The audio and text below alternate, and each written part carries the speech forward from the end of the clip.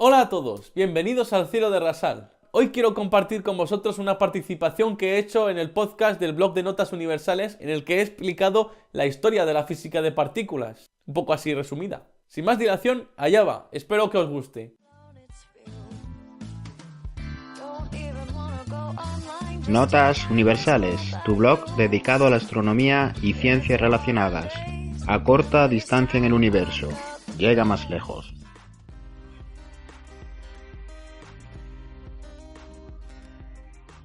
Y como lo prometido es deuda, ahora estrenamos sección con un colaborador de excepción, quien divulga la ciencia de una forma tan natural y asequible que hemos tenido que robarle tiempo, y él gustosamente se ha prestado a ello para traernos en cada edición unas pequeñas píldoras de ciencia. Así que, Edith, por favor, preséntanos a nuestro invitado.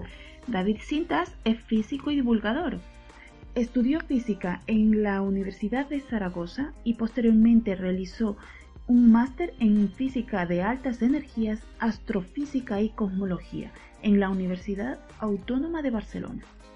Ha trabajado en el planetario de Huesca, Espacio 0.42, y en el experimento Atlas, en el Gran Colisionador de Hadrones del CERN, en Ginebra, Suiza. Ahora mismo está como investigador doctorando en la Universidad de Zaragoza y trabaja en el laboratorio subterráneo de Canfranc. Podéis seguirlo en las redes sociales como El Cielo de Rasal, en YouTube, Facebook, Google+, e Instagram, y en Twitter como @cintasdavid. Pues adelante con... Físico particular. Bienvenidos aquí al Cielo de Rasal, un canal de ciencia y divulgación. Pasen, véanlo y disfrútenlo, se lo pasarán genial. Quizás quieran saber nuestro sol cómo se formó o de qué estamos hechos tú y yo. Todo eso y más encontrarás aquí en el Cielo de Rasal. La física de partículas se basa en la búsqueda de la realidad de la estructura de la materia a pequeña escala. Es decir, que las cosas están compuestas por cosas más pequeñas, y entendiendo el comportamiento de esas partículas y las fuerzas con las que interaccionan, pues se pueden comprender pues las interacciones fundamentales a todas las escalas, ¿no? Entonces, básicamente para ello lo que hace la física de partículas es desmenuzar las cosas de las que está hecho todo. Esto es algo que no es nuevo, aunque la física de partículas moderna haya nacido con la física cuántica prácticamente. El estudio de la materia a pequeña escala ya se lleva haciendo desde hace milenios incluso. De hecho, los griegos fueron los primeros que intentaron desmenuzar la materia, la estructura de la materia, en bloques de materia que eran los átomos. Ellos ya supusieron su existencia, ¿no? Luego resultó que era verdad que existían los átomos. Pues mira, eso son cosas que pasan. Luego digamos que con el paso de los milenios, de los siglos, los químicos estudiaron las reacciones químicas entre diferentes compuestos y vieron que si suponían que los compuestos estaban formados por unos elementos concretos, esto facilitaba la explicación de todas esas reacciones. Entonces, de esa forma, suponiendo que los elementos estaban compuestos por átomos, ellos podían explicar todas esas reacciones. Entonces ahí empezó a cobrar un poco de fuerza la teoría atómica, pero por parte de los físicos no era bien vista. Lo que pasa es que gracias a la termodinámica, al estudio de la termodinámica, muchos procesos de calentamiento de gases y de nuevo solo podían explicarse si estaba la materia compuesta por átomos. Es decir, por lo que ellos consideraban que eran como pequeñas bolitas. Pero fue con el estudio con la llegada precisamente del siglo XX, con el estudio de la física cuántica, que se empezó a ver que las cosas a pequeña escala no eran tan simples como uno se pensaba, que podían parecer que los átomos eran como bolitas, como esferas. El inicio de los modelos atómicos lo dio Thomson cuando descubrió con su tubo de rayos catódicos el electrón, la primera partícula fundamental que se descubrió. Entonces supuso que si los electrones que tienen carga eléctrica estaban dentro de los átomos, también tenían que tener una carga positiva porque el átomo es neutro. Entonces creó su primer modelo atómico en el que básicamente estaban los electrones pegados ahí en una gran masa de carga positiva. Este modelo acabó siendo reemplazado por el modelo de Rutherford, en el que descubrió que los átomos estaban formados por protones que estaban en el núcleo, que tenían muy poco tamaño y bastante masa, y los electrones que se movían alrededor, que tenían poca masa y que tenían carga negativa. No obstante, aunque este modelo estaba muy bien porque explicaba muchas cosas, aquí había un problema, y es que según la masa que se suponía que tenían los protones, no encajaba la masa total de los átomos. Entonces tenía que haber una masa aditiva en algún sitio que no se sabía de dónde salía. Entonces, más adelante, en el 1931, Chadwick descubrió el neutrón. Y así se supuso que el neutrón estaba junto con el protón en el núcleo y los electrones alrededor. Y ahora sí que ya, gracias a los nuevos modelos cuánticos que ya han salido en aquel entonces, ya se pudo comprender cómo era un átomo. Pero aún así había muchas cosas que se escapaban a la comprensión en aquel entonces. Por ejemplo, se sabía que los núcleos se desintegraban. Y cuando se desintegraban podían hacerlo de muchas formas. Una de ellas era la desintegración beta, en la que un neutrón se convierte en un protón liberando un electrón. Y eso es lo que se observaba, que se liberaba el electrón y que el núcleo cambiaba su composición, ¿no? Cambiaba del neutrón por el protón. Pero lo curioso de todo es que como es una reacción a tres cuerpos, es decir, que lo que se observaba era que emergían dos cuerpos, el protón y el electrón salía del núcleo y era lo que se detectaba.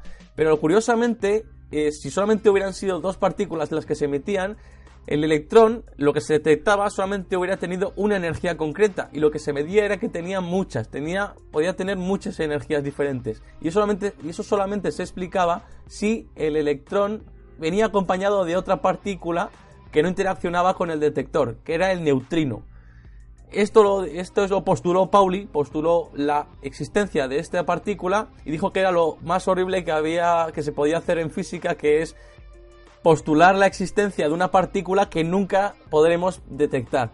De hecho, dijo Pauli en aquel entonces que si alguien en algún momento lograba detectar un neutrino, que él le ofrecía una botella de champán.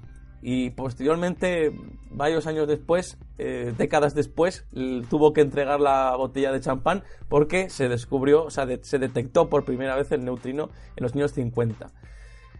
Luego también se detectó otra partícula, sabiendo que, bueno, la radiación que tenemos alrededor se pensaba que era mayormente producida por todas las cosas que tenemos alrededor. Es decir, que los núcleos de los átomos que están a nuestro alrededor se desintegran y liberan esa radiación. Entonces hubo quien pensó que si nosotros cogíamos un globo y subíamos a altas capas de la atmósfera, pues nos alejábamos de toda esta materia que tenemos en la superficie y que por lo tanto la radiación debía de disminuir.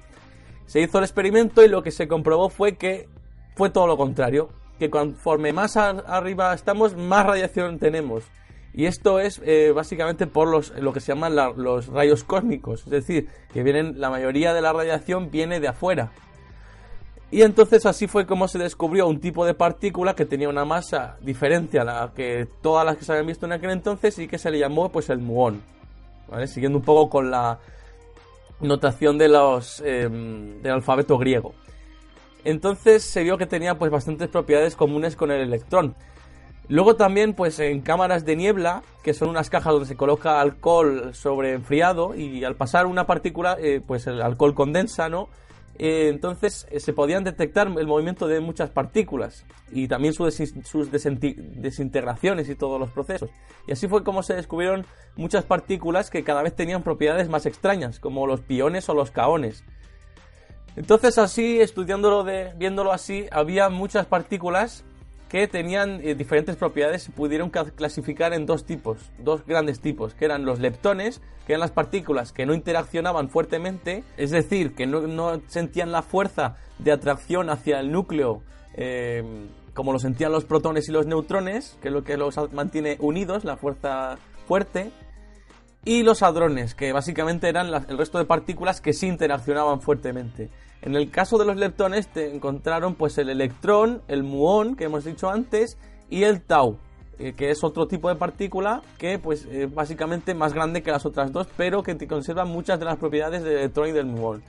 Y por último también ahí dentro estaban los neutrinos, que no interaccionaban tampoco fuertemente y que había un neutrino para cada uno de los 3 anteriores, es decir, un neutrino electrónico, un neutrino muónico y un neutrino tauónico.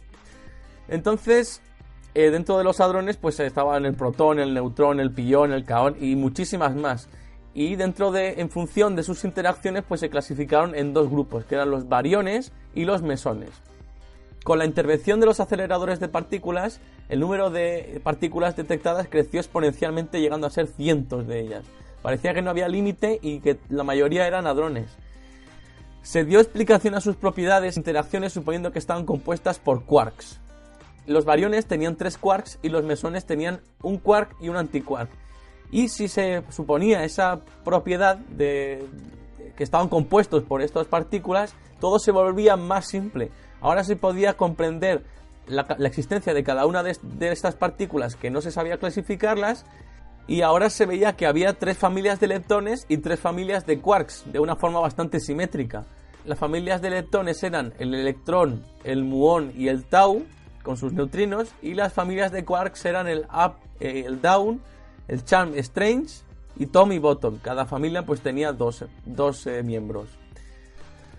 Ya finalmente, para explicar las interacciones entre las partículas, surgió la idea de postular la existencia de partículas que hicieran de mediadoras de cada interacción, y así se postuló la existencia de los bosones W y Z, que mediaban la interacción débil, que era una de las interacciones, y que fueron descubiertos por el CERN. El fotón, que ya se había descubierto muchísimo tiempo atrás, ya era una de las partículas mediadoras de interacción, en este caso de la interacción electromagnética. El gluón era la partícula que mediaba en la interacción fuerte, que no se puede detectar por sus propiedades, pero sí se ven sus efectos. Y por último, la última pieza clave de todo el modelo estándar de la física de partículas, que es como se llamó a todas estas explicaciones que se fueron dando entre las interacciones de las partículas, pues solamente quedaba la existencia de una partícula que era el bosón de Higgs y que se descubrió en el 2012.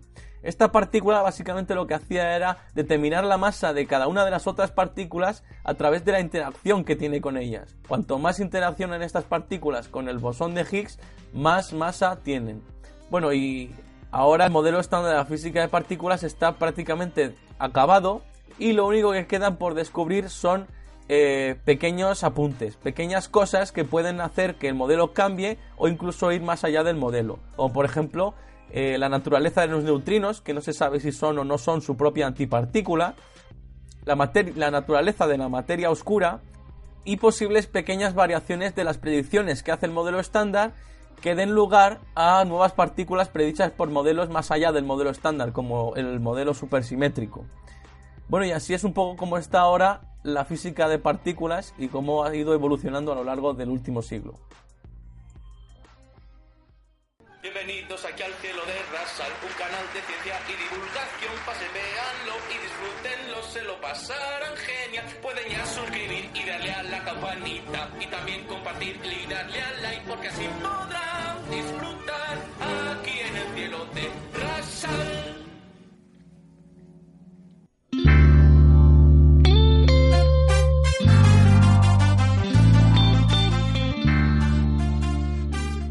Y recuerda que puedes seguirnos como Notas Universales en Facebook, Instagram y YouTube, en Twitter como Notas Universal 1 y por supuesto en nuestro blog notasuniversales.com.